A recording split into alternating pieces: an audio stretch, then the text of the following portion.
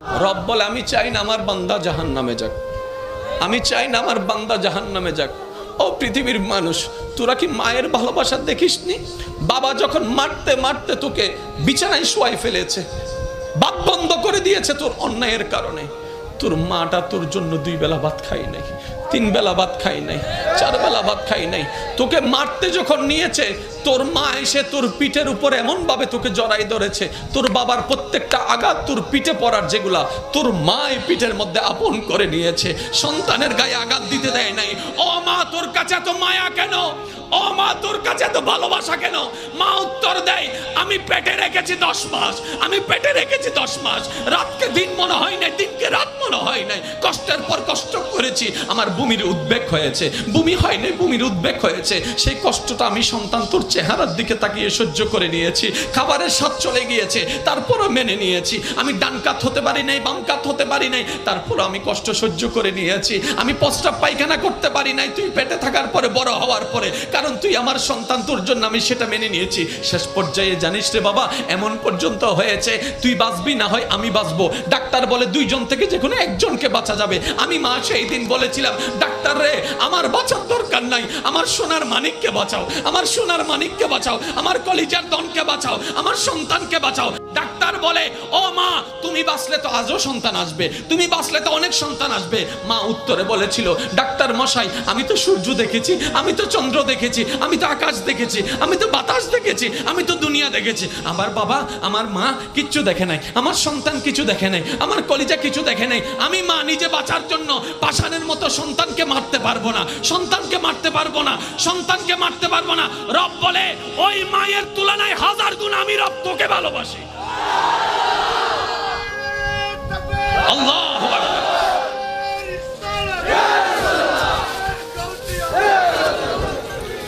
আল্লাহ ও গো আল্লাহ,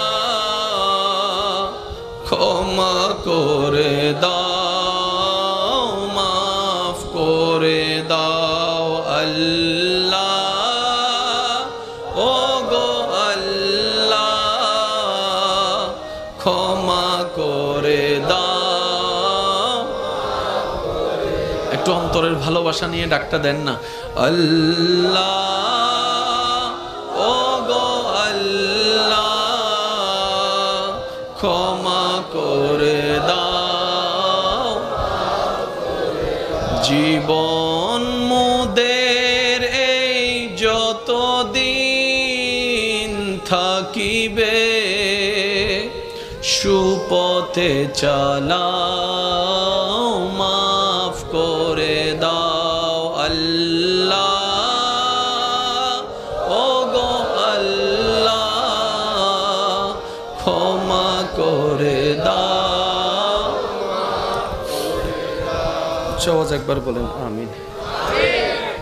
বিশ্বাস করেন ভাই,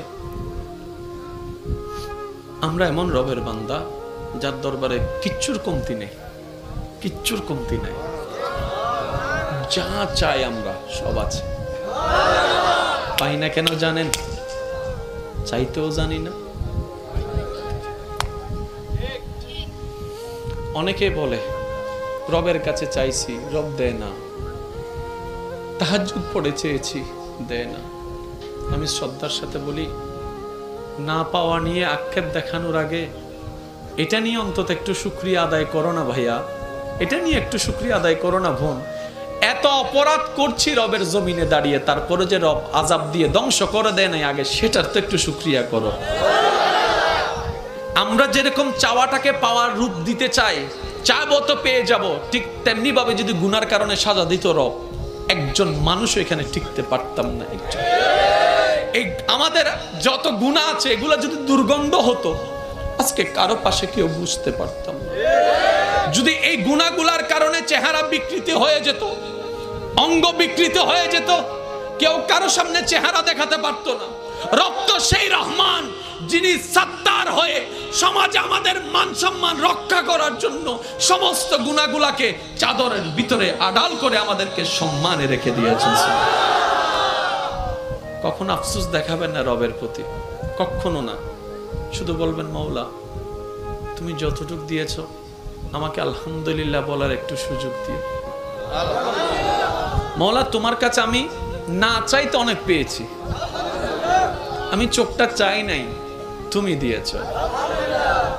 মওলা তুমি দিল আলহামদুলিল্লাহ, না দিল আমি তোমার কাছে শুধু এতটুকু চাই, আমি যেন সর্বদা তোমার শুকরিয়া আদায়কারী বান্দা হয়ে থাকতে পারি। মওলা সে তৌফিক দাও।